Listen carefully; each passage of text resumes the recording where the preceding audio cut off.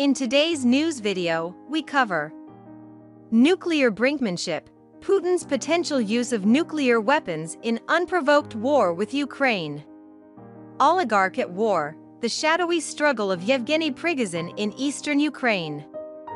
False victory, Ukraine debunks Russian military's claim of seizing city of Soledar. Taiwan's upgrade, 100 Sidewinder, 60 Harpoon and unnamed long-range weapon systems for the F-16V purchased from U.S. Enjoy watching and don't forget to like and subscribe so you don't miss out on important news. Russian President Vladimir Putin's unprovoked war with Ukraine could come to a conclusion this year, according to a former U.S. Army general who warned that the Kremlin would likely turn to the dire option of nuclear weapons if Moscow faces defeat in the conflict.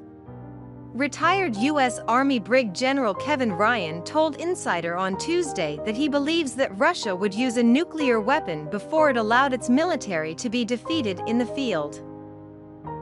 Putin has repeatedly threatened the use of nuclear weapons since he ordered the invasion of Ukraine in February 2022, but Ryan said that the Kremlin may seriously consider using them if Ukraine was on the verge of destroying the Russian army in the field or if Ukrainian forces were poised to recapture the Russian-annexed region of Crimea. The level of deaths could approach Hiroshima, or it could be far less if they only intend to fire like a warning shot of a nuclear weapon in a less populated area, Ryan said. The most likely scenario to play out this year, according to Ryan, is that the war will end in a stalemate after relentless fighting and heavy losses on both sides. America's top general, Mark Milley, the chairman of the Joint Chiefs of Staff, said in November that about 40,000 Ukrainian civilians had been killed and well over 100,000 Russian soldiers had been killed and wounded in the war so far, with the same thing probably on the Ukrainian side. Though Putin's forces have had a terrible performance in the first 10 months of the war and failed to seize Ukraine's capital of Kyiv, the Russian army is getting stronger and digging in to create better defenses in the regions it occupies, Ryan said. If Ukrainian troops can force the Russians out of their defensive positions, then we might be moving toward a situation where the Russian military might get destroyed or a nuclear weapon might be used, according to Ryan, who posed the question, is it more dangerous to have a tactical nuclear weapon used in Ukraine? Or is it more dangerous that the Russian military should be defeated in the field and destroyed?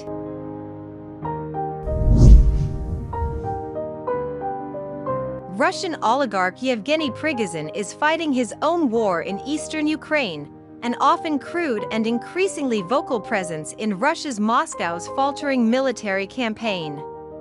He is pitching himself and his Wagner mercenary group as the real patriots, in contrast to what he derides as the corrupt and incompetent military hierarchy. The language is getting harsher and the stakes higher. In the last few weeks, Prigozhin has been seen close to the front lines in the occupied eastern region of Donetsk, delivering oranges to the troops or grimly reviewing body bags, and engaging with his fighters in unvarnished and sometimes brutal language. For Prigozhin, the chief bureaucrat that he has in mind is Defense Minister Sergei Shoigu. The two appear to have fallen out over lucrative military contracts given to and then taken from Prigozhin's Concord Group, as well as Wagner's controversial role in Syria. The armed forces of Ukraine state that the claims of the Russian military regarding the seizure of the city of Soledar are not true. Source, Serhiy Krivodiy, spokesman for the Eastern Group of the Armed Forces of Ukraine, in a comment to Suspilne, Ukraine's public broadcaster, edition. Quote, "The Russians say that Soledar is under their control, but that is not true. Wait for details in the General Staff report." Details. On the night of January 11th, the press service of Yevgeny Prigozhin, the owner of Wagner Private Military Company, posted a photo allegedly from the Soldar salt mine and reported that the entire territory of the city has allegedly been taken under the control of their fighters. The Strategic Communications Department of the Armed Forces of Ukraine called this information a Russian Information and Psychological Operation, IPSO. It seems that Prigozhin's location is not accurate, and he is not in Soldar mines. An item of IPSO from Prigozhin's PR people, which is aimed at a domestic audience, in order to somehow justify the huge losses among convicts, the department said. The Ministry of National Defense, M&D, on Wednesday, January 11th, announced the purchase of 100 Sidewinder air-to-air missiles, 60 Harpoon anti-ship missiles, and a large quantity of unnamed long-range weapons systems for the F-16V from the U.S. The air-to-air weapons refer to 100 AIM-9X Sidewinder short-range air-to-air missiles and 4 AIM-9X tactical guidance units. The anti-ship weapons include 60 AGM-84L1 Harpoon anti-ship missiles for training missiles and other related equipment. As for the long-range precision weapons, the M&D has not clearly stated what weapons systems these include.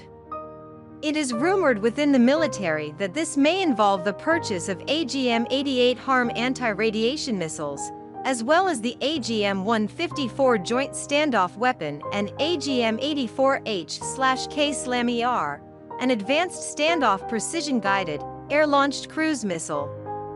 In its 5-year military strength construction and administrative plan, the M&D has previously mentioned that the military's long-range strike weapon project includes the acquisition of AGM-84H SLAM-ER cruise missiles, AGM-88 HARM anti-radiation missiles, and AGM-154C glide bombs.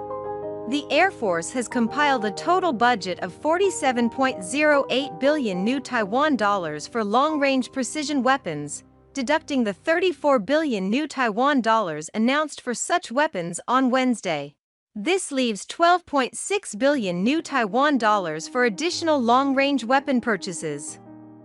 The military believes that it should wait for the U.S. to agree to sell another long-range precision strike weapon to Taiwan, namely, the AGM-158 JASSM Low Observable Standoff Air-Launched Cruise Missile with a range of 370 kilometers, and the extended-range AGM-158 JASSM, which has a range of up to 1,000 kilometers. It is estimated that these systems will be fully delivered to Taiwan before the end of 2030 and deployed at Taitung Air Force Base. This is the 6th arms sale to Taiwan since President Joe Biden took office.